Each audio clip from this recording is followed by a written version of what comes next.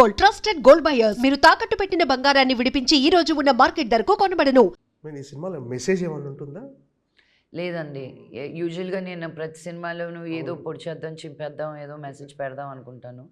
But ఈ సినిమాలో just doing a film on medical crime thriller, ఒక ఎంటర్టైన్మెంట్ పరంగానే. But by the end of the film you do question, should you stand up for, నువ్వు believe అయిన దానికి నువ్వు నిలబడాలా, లేకపోతే just let the society do what it's due అనేది you do question your self.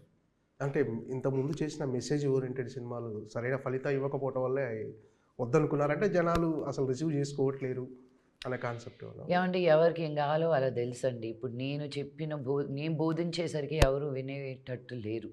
ఎవరు బోధన వాళ్ళకు ఉంది. Especially today with your internet and your Instagrams and YouTube shorts, మీకు న్యూసే ఇన్ షార్ట్స్ అని వచ్చేస్తుంది, వరల్డ్ న్యూసే.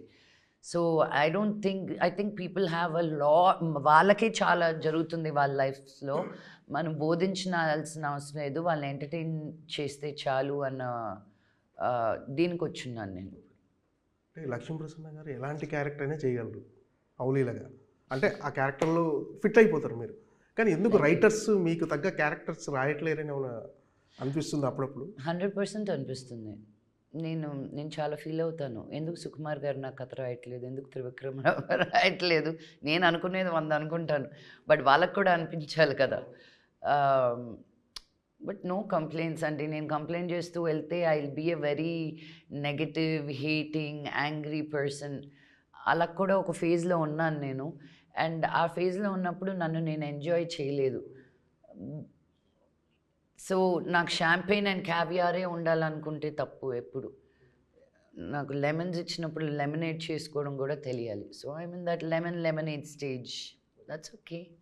అంటే మీ మీద వచ్చే ట్రోల్స్ని ఎలా రిసీవ్ చేసుకుంటారండి మీరు? అంటే మామూలుగా అసలు చాలా ఈజీగా తీసేసుకుంటారా, లేకపోతే ఇగ్నోర్ చేసేస్తుంటారా? ఏమండి, నన్ను ఎంత పొగుడతారో అంత ట్రోల్స్ ఉంటాయి. సో నేను పొగడుతూనే చూడాలా, ట్రోల్స్ని చూడాలా? I like to concentrate on the positive. ఒక ఏనుగు వెళ్ళేటప్పుడు కుక్కలు చేరి అరుస్తాయంట, వెనక్కి తిరిగి ఎంత దూరం అని ముందుకు నడుస్తాం, అరిచే వాళ్ళు అరుస్తారు. మన ధ్యేయం మనం అనుకొని మనం ముందుకు వెళ్తూనే ఉండాలి. మన వెనక నుంచి అరుస్తారు, కానీ వెనక నుంచి అరిచినప్పుడు మనం ఒక అడుగు ముందు ఉన్నట్టే కదా. I'm happy right there.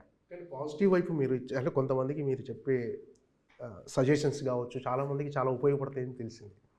అంటే ఫర్ ఎగ్జాంపుల్, అంటే మనోజ్ అంటే మీ ఓన్ బ్రదర్, కానీ మనోజ్ కూడా మన ఇంటర్వ్యూలో చెప్పాడు, ఇక చాలు ఈ లైఫ్ అనిపించినప్పుడు అక్క దగ్గరికి వెళ్తే చెప్పేసరికి గట్టిగా కౌలించుకుని ఏడ్చేసింది, ఒక థెరపిస్ట్ దగ్గర జాయిన్ చేసింది. సో ఈరోజు నేను ఇలా ఉండడానికి కారణం అక్క అని చెప్పాడు, నా ఇంటర్వ్యూలో చెప్పాడు. ఇవన్నీ కూడా చెప్పాడు. వీ ఆల్ నీడ్ హెల్ప్ అండి. లైఫ్ అనేది ఏంటో మనకి పుట్టిన తర్వాత ఏదో కొన్ని నేర్పిస్తారు, కొన్ని మనమే అనేసుకుంటాం చెప్పకుండానే. మన ప్రాంతం బట్టి, మనం పెరిగిన వాతావరణం బట్టి. But we all need help. ఎక్కడో ఒక దగ్గర we feel like my God, నేను అనుకున్నది సాధించలేకపోతున్నాను, సో ఇంకెందుకు ఈ లైఫ్ అన్న ఇది నేను ఒక దగ్గర ఇన్వెస్ట్ చేశాను, డబ్బులు పోయింది, ఒక సినిమా తీశాను, అది పోయింది అనుకున్నప్పుడు, నిరాశపడిపోయినప్పుడు ఇక్కడితో ఆగిపేస్తే చాలు కదా అని ప్రతి వ్యక్తి లైఫ్లోనూ ఎక్కడో ఒక దగ్గర అనిపిస్తుంది. That is the most important time. That ఏదో మీ లైఫ్లో పెద్ద మార్పు వచ్చే టైం అది అని. దాన్ని నిలదొక్కున్నప్పుడే దేవుడు మీకు ఆ వెలుతురు ఏదో చూపిస్తారు. బట్ చాలామంది అక్కడ దాకా వచ్చి నిరాశపడిపోయి ఆగిపోతారు, and they never see the light. And మనోజ్కి ఆ టైంలో ఎవరు అవసరం ఉన్నది అని నేను I take chances with Manoj, ఇది చేయరా, అది చేయరా, and I do not give up on him. And ఎక్కడో ఒక దగ్గర లొంగుతాడు. అందరితోటి ఇంత టైం అండ్ ఇంత ఎఫర్ట్ పెట్టకూడదు గారు. బట్ మనోజ్కి నౌ ఐ ఫీల్, ఇంకా ఇప్పుడు వచ్చి అడిగినా కూడా పోరా నీకు చెప్పింది చాలు, నువ్వు చూసుకో అని. బికాజ్ నౌ గట్టెక్కిచ్చేసాను నేను నా పరాన. ఇంకా let him live his life. Manoj ఇప్పుడు ఒక 10 మందికి చెప్తున్నాడు, ఏంటి మీరు ఏదైనా ప్రాబ్లం ఉంటే థెరపిస్ట్ దగ్గరికి వెళ్ళండి, ఫ్యామిలీతో కూర్చోండి, కౌన్సిలింగ్ తీసుకోండి. అవును, 100%. సో అవన్నీ మనోజ్ చాలా మెచ్యూర్డ్గా చెప్తున్నాడు బికాజ్ ఆఫ్ యూ అనమాట. నేను ఇన్నర్ వర్క్ చేయకుండా సెల్ఫ్ హీలింగ్ లేకుండా నేను ఇంత హ్యాపీగా ఎంత subtle in my soul, in my భావన. బికాజ్ నా ఇంతకుముందు ఇంటర్వ్యూస్కి ఇప్పటికీ నాకే చాలా డిఫరెన్స్ కనిపిస్తుంది in the person I am. చాలా ట్రిగర్ అయిపోయేదాన్ని ఇంతకుముందు. ఇప్పుడు okay, that's your opinion, I don't have to agree on it, but that's okay. And all that strength came from నేను ఎవరో, who am I. Ramana Maharshi గారు అదే అంటారు, నువ్వెవరో నువ్వు తెలుసుకో.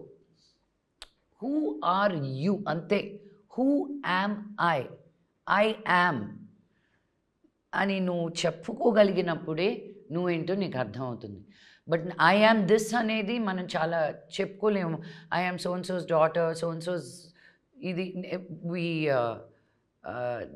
దాన్ని ఏమంటారు, అవుట్ రీచ్ చేస్తాం కానీ మనం ఓన్ చేసుకోం. అక్కడే వచ్చే ప్రాబ్లం. మనం ఓన్ చేసుకుంటే then life becomes little bit more easier. Easy అని మటుకు అన్న life, it's very very difficult. You need to learn how to navigate through it.